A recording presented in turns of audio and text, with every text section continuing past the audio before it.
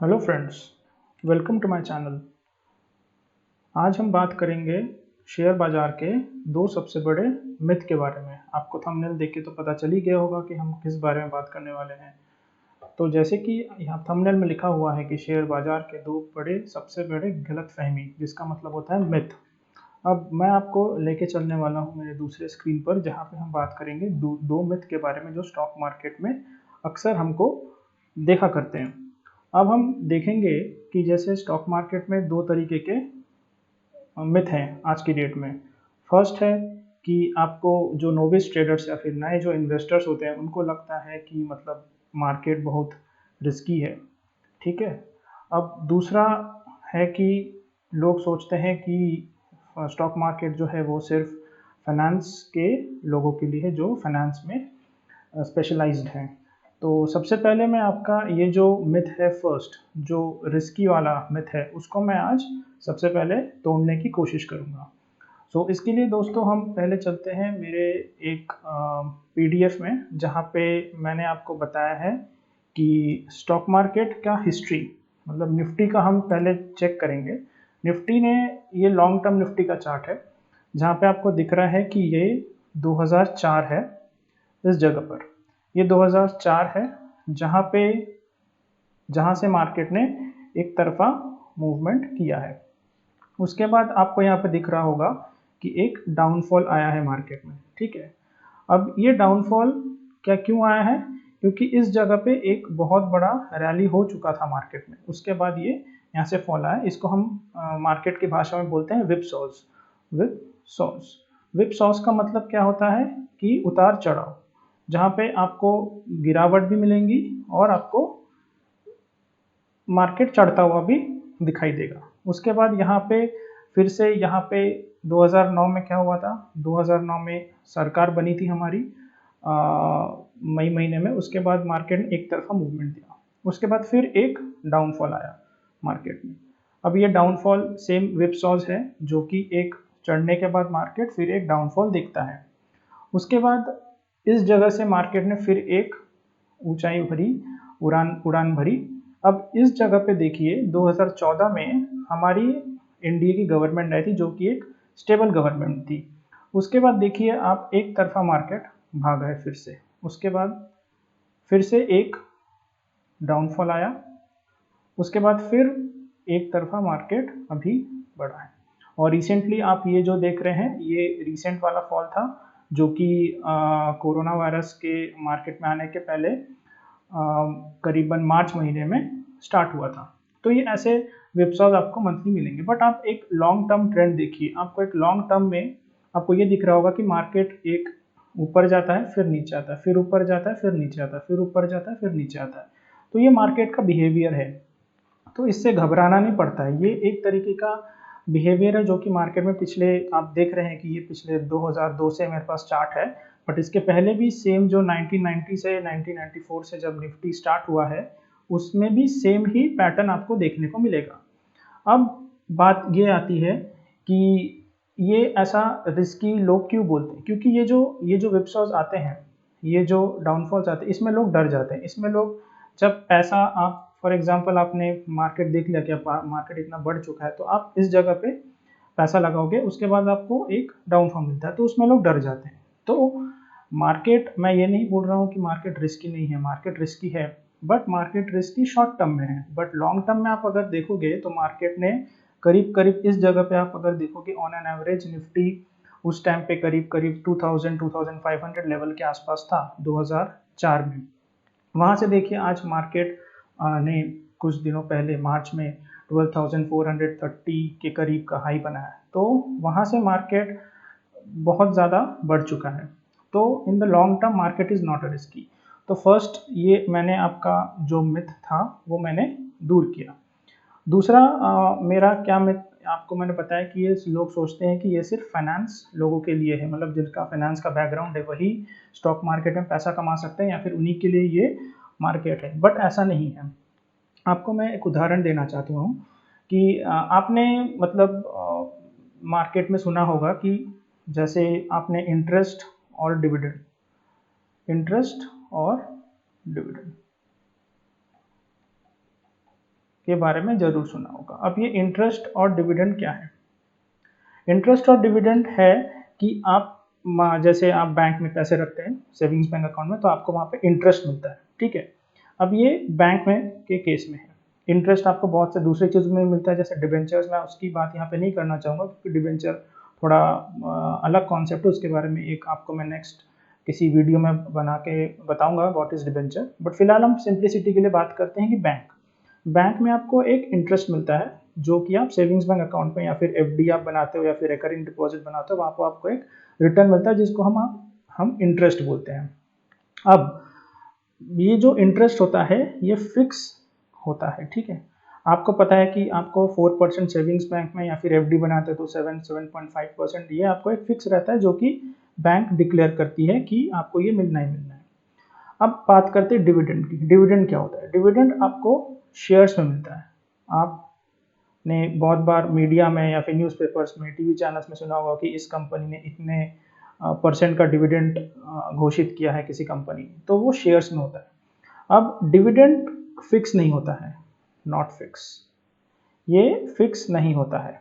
क्यों फिक्स नहीं होता है? क्योंकि कंपनी, आप जब कंपनी के शेयर खरीदते हो, आपको कंपनी ऐसा नहीं बोलती है कि आप ये हमारा कंपनी का शेयर खरीदे, आपको ये इतना % या फिर डिविडेंड मिलेगा ही मिलेगा। ये डिपेंड करता है कंपनी के ऊपर, ये कंपनी के ऊपर पूरा डिसीजन मेकिंग होता है कि उनको देना है या नहीं देना है। ये बहुत कुछ ये सब डिपेंड करती है कि उनको प्रॉफिट कितना आ रहा है, उनके पास रिजर्व्स कितने हैं बैलेंस शीट में, ये सब बहुत सारी चीज़ें डिपेंड करती है उनके कंपनी के डिविडेंड डिक्लेयर करने में। तो अब जैसे आपने, ये मैं आपको मतलब ये बता रहा हूँ कि ये फाइनेंस लोग, आपने ये सारी चीज़ें सुनी हुई है, बट आपको ये लगता है कि ये सब चीज़ें फाइनेंस लोगों के लिए या फिर ये स्टॉक मार्केट नॉन फाइनेंस वालों के लिए नहीं बना हुआ है। तो दूसरा मैं बोलता हूँ कि जैसे एक आपको मैं उदाहरण देना चाहूँगा कि आपने गूगल कंपनी का नाम तो सुना ही होगा, उसके बाद एप्पल कंपनी का नाम सुना ही होगा। ये कंपनी ने कभी भी अभी तक डिविडेंड अपने शेयर होल्डर्स को नहीं दिया। जो भी उनके शेयर होल्डर्स हैं उनको ये डिविडेंड कभी भी नहीं दिया। क्यों नहीं दिया? उनका ये मानना है कि अगर मैं आपको फॉर एग्जांपल 5 रुपए का डिविडेंड देता हूँ या फिर 10 रुपए का डिविडेंड देता हूँ, तो आप वो पैसे से क्या करोगे? आप वो पैसे को रीइन्वेस्ट करोगे कहीं पर, या एफडी में डालोगे, या फिर आप किसी दूसरे स्टॉक में इन्वेस्ट करोगे, या फिर उस पैसे को आप अपने पास रखोगे, बैंक में रखोगे। आपके पास दूसरे कुछ एवेन्यूज उतने ज़्यादा नहीं हैं। बट गूगल और एप्पल क्या बोलती हैं कि अगर आप मुझे वो पैसे रखने दोगे, मैं वही पैसे को अपने बिजनेस में री इन्वेस्ट करूँगी, और उस पैसे से जब मैं अपने रिसर्च एंड डेवलपमेंट में यूज़ करूँगी, मैं अपने जो भी दूसरे काम है जिसमें कंपनी का ग्रोथ हो, ऑपरेटिंग एक्सपेंडिचर करेंगे जिसमें कंपनी का ग्रोथ हो। इससे क्या होगा? ग्रोथ अगर कंपनी की होगी तो कंपनी की सेल्स बढ़ेगी, कंपनी की सेल्स बढ़ेंगी तो उनके प्रॉफिट बढ़ेंगे, और प्रॉफिट बढ़ेंगे तो उनके शेयर्स के जो भाव है वो ऊपर जाएंगे। तो इनडायरेक्टली या फिर डायरेक्टली आप देखिए, आप अगर वो कंपनी डिविडेंड ना देकर वो कंपनी के ग्रोथ के लिए सोच रही है, और उसी पैसे से अगर आप उस कंपनी के शेयर्स परचेज किए हुए हैं, तो आपको इनडायरेक्टली या डायरेक्टली आपको फायदा होना ही है, क्योंकि आप अगर शेयर प्राइस ऊपर जाएगा तो आपको फायदा होगा। तो ये होता है कि अगर ये आपका इन्वेस्टर का ही फायदा होता है कि डिविडेंड अगर कंपनी नहीं देती है तो अपने फायदे के लिए लगाती है, इन द मीन टाइम वो अपने इन्वेस्टर्स को फायदा पहुंचाती है। तो अब ऐसा नहीं है कि डिविडेंड मतलब जो नहीं देती है वो खराब कंपनी है, जो देती है वो अच्छी कंपनी, ऐसा कुछ नहीं है। बट ये कंपनी का एक मतलब उनका डिसीजन बोल सकते हैं, मतलब उनके बोर्ड ऑफ डायरेक्टर्स जो डिसीजंस लेते हैं वो आप बोल सकते हो। अब आपने बहुत बार मतलब टीवी चैनल्स में या फिर बहुत सुना होगा कि किसी कंपनी ने फॉर एग्जांपल 100% डिविडेंड डिक्लेयर किया। अब ये 100% क्या है? 100% आप ऐसा नहीं है कि कोई कंपनी फॉर एग्जांपल कोई एक कंपनी का शेयर का प्राइस 100 रुपये चल रहा है मार्केट में, और वो बोलती है कि हम 100% डिविडेंड घोषित करते हैं। अब 100% का मतलब ये नहीं कि वो 100% 100 रुपीज़ का मतलब ऐसा नहीं कि वो 100 रुपीज़ आपको डिविडेंड दे रही है। इसमें आपका एक कॉन्सेप्ट आता है जिसको हम बोलते हैं फेस वैल्यू। अब ये फेस वैल्यू का क्या चक्कर है? फेस वैल्यू होता है कि फॉर एग्जांपल कोई जब एक कंपनी अपने आईपीओ लाती है मार्केट में, ठीक है। अब कोई कंपनी, अब आईपीओ आपको तो पता ही होगा, इनिशियल पब्लिक ऑफर, जो मार्केट फर्स्ट ऑफ ऑल जब मार्केट एक्सचेंज में अपने स्टॉक मार्केट में जब लिस्ट होती है तो वो आईपीओ के तहत वो अपने स्टॉक्स को लिस्ट कराती है मार्केट में। तो जब ये आईपीओ लॉन्च होता है तो ये जो होता है ये फेस वैल्यू पे लॉन्च होता है। अब फेस वैल्यू क्या है, जब कंपनी के प्रमोटर्स जो कंपनी को स्टार्ट करते हैं, जो मालिक होते हैं कंपनी के, वो इनिशियली डिसाइड करते हैं कि हम कितने रुपए में हम शेयर्स को खरीदेंगे। मतलब जब प्रमोटर्स स्टार्ट किए थे कंपनी के, तो वो हो सकता है उन्होंने बोला कि हम 10 रुपए के भाव पे इतने शेयर्स खरीदेंगे या फिर 5 रुपए के भाव पे इतने शेयर्स खरीदेंगे। जनरली आपको देखा जाएगा कि 10 रुपए 5 रुपए के फेस वैल्यू पे शेयर्स होते हैं। अब फेस वैल्यू जो होता है वो 10 रुपए का होता है जब, बट आईपीओ जब लॉन्च होता है तो वो कभी भी 10 रुपए में लॉन्च नहीं होगा, वो कभी 10 रुपए में लॉन्च नहीं होगा, वो हमेशा हायर प्राइस में लॉन्च होगा 10 रुपए से। क्योंकि जब प्रमोटर लोगों ने अपना पैसा लगाया था मार्केट में या फिर कंपनी में, तो उन्होंने 10 रुपए के हिसाब से लगाया था। अब वो ये नहीं चाहेंगे कि जो नए इन्वेस्टर्स हैं उनको मैं 10 रुपए से दूं, क्योंकि ये 10 रुपए से जब अभी इन्होंने इतने साल बिजनेस किया है, ऑब्वियसली उन्होंने सब रिसर्च एंड डेवलपमेंट में खर्चा किया होगा, अपना बहुत सारा मेहनत किया होगा, उन्होंने बहुत सारी चीज़ों पे खर्चा किया होगा, तब जाके वो कंपनी आज आईपीओ लिस्ट होने के लायक बनी है। तो वो कभी भी नहीं चाहेंगे कि हम इतने सस्ते में दूसरे लोगों को शेयर्स खरीदने दें। तो ऑब्वियसली ये दूसरे आईपीओ का प्राइस कुछ भी हो सकता है एज पर मार्केट कंडीशंस। तो डिमांड एंड सप्लाई। तो फेस वैल्यू क्या होता है, ये अब ये होता है 10 रुपए। फॉर एग्जांपल कोई ये कंपनी है, ए कंपनी का फेस वैल्यू का उसका है 10 रुपए। अब ये जो मैं बताया आपको कि 100% जो डिक्लेयर करती है डिविडेंड, वो हमेशा फेस वैल्यू पे डिक्लेयर करती है, ना कि मार्केट प्राइस पे। तो ये आपका जो होता है, ये मतलब बहुत लोगों में ये मिथ रहता है या फिर उनको पता नहीं होता है। वो टीवी देखकर या मीडिया फिर न्यूज़ देखकर बहुत खुश हो जाते हैं, बोलते हैं कि हमको 100% डिविडेंड मिला है। 100% not of market price, 100% of face value. तो इसको आप समझ लीजिए। अब इसमें क्या होता है कि आईपीओ में, अब आप बोलेंगे कि आईपीओ कहाँ पे मतलब होता है, तो ये आपका स्टॉक एक्सचेंजेस में होता है। स्टॉक एक्सचेंजेस एक हमारे इंडिया का बहुत एक इम्पॉर्टेंट, आप बोल सकते हो इकोनॉमिक ग्रोथ के लिए बहुत एक अहम भूमिका निभाते हैं ये स्टॉक एक्सचेंजेस। क्यों? क्योंकि स्टॉक एक्सचेंजेस, आपको पता ही है स्टॉक एक्सचेंजेस कौन से हमारे इंडिया में, एनएससी और BSE, national stock exchange and Bombay stock exchange, जिसको हम बीएसई को बोलते हैं सेंसेक्स और एनएससी को बोलते हैं निफ्टी। अब इसमें क्या होता है, स्टॉक एक्सचेंजेस किस तरीके से हमारे इकोनॉमी की ग्रोथ को ड्राइव करते हैं। तो जैसे फॉर एग्जांपल ये एक कंपनी है, एक कंपनी मान लीजिए आप एक इंफ्रास्ट्रक्चर कंपनी है। तो अब इंफ्रास्ट्रक्चर कंपनी जब वो पैसा जुटाएगी मार्केट से अपना आईपीओ के तहत, तो वो क्या करेगी, वो अपने जितने भी, फॉर एग्जांपल उन्होंने 1000 करोड़ का आईपीओ लगाया, अब वो 1000 करोड़ जुटा रही है मार्केट से। अब मार्केट में जुटाने के लिए वो, अगर कोई एक कंपनी बिजनेस को एक्सपैंड कर रही है, तो ऑब्वियसली वहाँ पे एम्प्लॉयज लगेंगे, वहाँ पे लोगों को नौकरी मिलेगी। उसके बहुत सारे अलाइड सर्विसेज होती हैं जिसके तरीके से वो कंपनी ग्रोथ, अलग अलग डिफरेंट टाइप ऑफ सर्विसेज होती हैं जो कि कंपनी को ग्रोथ के लिए मदद करेगी। अब ये क्या होता है, अब जब तक ये कंपनी अपना स्टॉक एक्सचेंज में अपना कंपनी को लिस्ट नहीं करेगी, तब तक पब्लिक को पता नहीं चलेगा। तो ये जो स्टॉक एक्सचेंजेस है अपने इकोनॉमी के लिए बहुत एक अहम भूमिका प्ले करती है, क्योंकि जब तक स्टॉक एक्सचेंजेस में आईपीओ नहीं आएंगे या फिर कंपनीज लिस्ट नहीं होगी, तो इनको फंड्स रेज, मतलब इनको जो कंपनी है इनको फंड रेज करने में प्रॉब्लम हो सकती है। तो इसलिए एक स्टॉक एक्सचेंज आप बोल सकते हो एक तरीके का मतलब एक इकोनॉमी को ग्रोथ करने वाला एक वन ऑफ द कंपोनेंट। मैं ये नहीं बोल रहा हूँ सब पूरा कंपोनेंट इनके पास है, but one of the component ये स्टॉक एक्सचेंजेस के को हमको देना चाहिए। मतलब बीएसई एनएसई मेनली हमारे कंट्रीज में ये दो एक्सचेंजेस हैं। अब दूसरा आपको मैं बताना चाहूँगा कि जैसे आप बहुत टीवी पे या फिर मीडिया में न्यूज़ रिपोर्ट्स में देखते हैं कि कंपनी के सेल्स बढ़ गए, कंपनी के मतलब profit, quarterly result, fundamental results आपको दिखाए जाते हैं।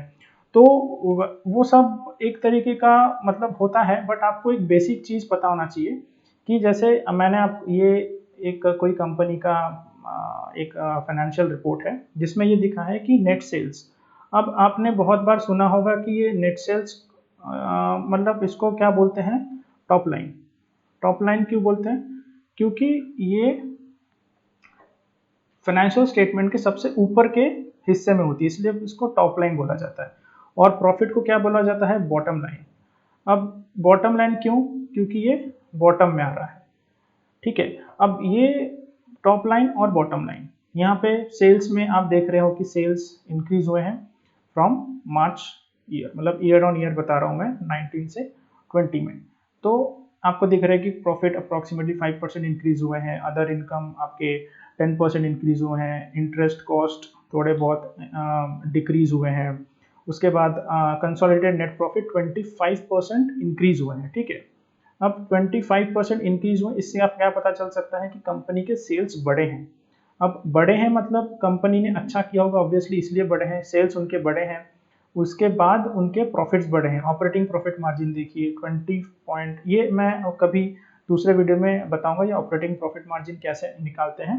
बट मोटा मोटा मैं आपको ये बताना चाहता हूँ कि ये फाइनेंस के जो टर्मिनोलॉजीज हैं, या फिर आप सोचते हो कि इसे फाइनेंस लोगों के लिए ही है, ऐसा नहीं है। आप सिंपल इसी को एनालिसिस कर सकते हो कि अगर कंपनी के सेल्स बढ़ रहे हैं और प्रॉफिट भी बढ़ रहे हैं तो ऑब्वियसली कंपनी अच्छा परफॉर्म कर रही है, गुड परफॉर्मर। अब इससे आप पूरा एनालिसिस नहीं कर सकते हो कि कंपनी अच्छी है इन्वेस्ट करने के लिए या फिर ट्रेडिंग करने के लिए, जो भी आप करना चाहें। बट एक मोटा मोटा आपको आइडिया मिल जाता है कि कंपनी ने अच्छा परफॉर्म किया होगा, इसलिए उसका सेल्स बढ़ा है, साथ ही साथ उनका प्रॉफिट भी बढ़ा है। बट कुछ केसेस में ऐसा भी होता है कि सेल्स बढ़ रहे हैं बट प्रॉफिट कम हो रहे हैं। ऐसा मतलब हो सकता है कि सेल्स आपके बढ़ रहे हैं बट प्रॉफिट आपके घट रहे हैं। ऐसा क्यों? कभी कभी क्या होता है कि ये जो इंटरेस्ट एक्सपेंस है, ये जो आपका इंटरेस्ट का कंपोनेंट है, इसको हम बोलते हैं एक्सपेंडिचर। बहुत सारे एक्सपेंडिचर्स होते हैं कंपनी के, फिक्स्ड एक्सपेंडिचर जैसे आपका रेंट इनकम हो गया, आपके वेरिएबल कुछ एक्सपेंसेस होते हैं जैसे इलेक्ट्रिसिटी का एक्सपेंस हो गया, आपके एडमिनिस्ट्रेशन एक्सपेंसेस, एडवर्टाइजिंग एक्सपेंसेस, ऐसे बहुत सारे खर्चे होते हैं कंपनी को चलाने के लिए, जो अगर किसी क्वार्टर में या फिर किसी ईयर में अगर आपके एक्सपेंडिचर बढ़ जाते हैं किसी ईयर में, तो आपके प्रॉफिट में कमी होना लाजमी है। अब प्रॉफिट ये कंपनी टू कंपनी डिपेंड करती है, इसमें और एनालिसिस, फंडामेंटल एनालिसिस का पार्ट आ जाता है। बट मैं आपको ये बताना चाहता हूँ कि ये आप एक आइडिया लगा सकते हो कि कंपनी क्या करती है। अब ये जो सेकंड एग्जांपल बताया कि एक्सपेंडिचर बढ़ रहे हैं और प्रॉफिट भी कम हो रहे हैं, इवन दो सेल्स भी आपके बढ़ रही है। एक आपको बहुत अच्छा एग्जांपल दूंगा मैं आपको, ई कॉमर्स कंपनी कौन सी हमारे इंडिया में? अमेजॉन हो गया, फ्लिपकार्ट हो गया, बहुत सारी कंपनीज है, टाटा क्लिक हो गया, उसके बाद आपका जियो मार्ट हो गया, बहुत सारी कंपनीज है, स्नैपडील है। तो अब इन कंपनीज का क्या है, इन कंपनीज ने प्रॉपरली इन्होंने एक ही चीज में फोकस किया है कि इनको सेल्स बढ़ाना है। अब सेल्स रेवेन्यूज, सेल्स इनके हमेशा आप देखते हो कि बिलियन डे सेल्स होते हैं। उनके बाद दूसरे इंडिपेंडेंस डे, बहुत सारे साल में इन लोग सेल के निकालते रहते हैं पब्लिक को अट्रैक्ट करने के लिए। बट इनका मेन फोकस है सेल्स को बढ़ा। सेल्स बढ़ाने के चक्कर में इनका जो प्रॉफिट है वो, आज आप अगर इनके प्रॉफिट एंड लॉस स्टेटमेंट उठा के देखोगे तो अमेजॉन फ्लिपकार्ट के they are not in profits, they are in loss.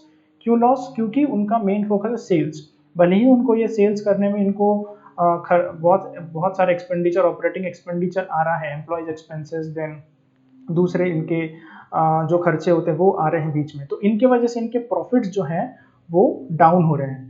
यही रीजन है कि इनके प्रॉफिट डाउन हो रहे हैं। अब ऐसी कंपनीज, आप ये नहीं बोल सकते अमेजॉन अच्छी कंपनी है। अमेजॉन आप देखोगे आज अमेरिका में जो लिस्टेड कंपनी है अमेजॉन, उनके आप देखो शेयर प्राइस कितने, वो मतलब उनके जो ओनर है जेफ बेजोस, जो फाउंडर है उनके, तो one of the richest person in the world है। तो आप ऐसे कोई शेयर प्राइस ऊपर नहीं भागता है जब उनके शेयर प्राइस भाग रहे हैं बट इवन तो उनके प्रॉफिट्स कम हो रहे हैं। ऐसा केसेस बहुत कम होता है। बट अमेजॉन एक तरीके का मतलब टेक्नोलॉजी का गेम है जो कि पूरे वर्ल्ड में हो रहा है, that is different issue. But मैं ये बोल रहा हूँ कि सेल्स भी इंक्रीज हो रहे हैं बट इनके प्रॉफिट्स हो रहे हैं, तो डिपेंड करती है कंपनी टू कंपनी। तो इसका मतलब मैं आपको ये बताना चाह रहा था कि इसका एंड मतलब कंक्लूजन ये है कि stock market is not, it is मतलब एक मिथ है कि स्टॉक मार्केट से फाइनेंस के लिए हमको जो नॉन फाइनेंस बैकग्राउंड के उनको नहीं समझ आएगा, ऐसा नहीं है। आप अगर प्रॉपर उसको स्टडी करो, आप सिंपल एक मतलब लॉजिक भी आप अगर फॉलो कर सकते हो, तो आप ये आपके लिए बहुत फायदेमंद की बात हो सकती है stock market in near future. अब बात करेंगे जैसे कोई एक कंपनी है, जैसे फॉर एग्जांपल मैं अमेजोन की बात किया, फ्लिपकार्ट की बात किया, अब रिलायंस की बात देख लीजिए। रिलायंस भी एक मतलब अभी आप बोल सकते हो आप मतलब वो एक पेट्रोकेमिकल कंपनी, ऑयल कंपनी है, बट रिलायंस आज की डेट में एक मतलब आप टेलीकॉम भी बोल सकते हो उसको, टेक्नोलॉजी प्ले भी बोल सकते हो, क्योंकि वो एक मतलब दूसरे दिशा में जा रहा है। उसके आप अगर सेल्स देखोगे तो सेल्स बहुत अच्छी तरीके से बढ़ रहे हैं, बट ड्यू टू उनका बिजनेस इतना डाइवर्सिफाइड है कि उनका ऑयल में भी है, उनका रिटेल में भी है, उनका टेलीकॉम में भी है, उनका इतना ज़्यादा डाइवर्सिफाइड बिजनेस है कि आप उसको एक तरीके से काउंट नहीं कर सकते। आप उसको ये नहीं बोल सकते ये कि ऑयल में मतलब ये प्रॉफिट में या लॉस में, आपको पूरा बिजनेस एनवायरनमेंट उनका देखना पड़ेगा। तो मतलब उस वही है कि बहुत सारी चीज़ें होती है, आपको एनालिसिस करनी पड़ती है। तो अभी वही है कि ये एक दूसरा आप बोल सकते हो कि अच्छी कंपनी है नहीं है, डिपेंड करता है उसके दूसरे पैरामीटर्स पे भी।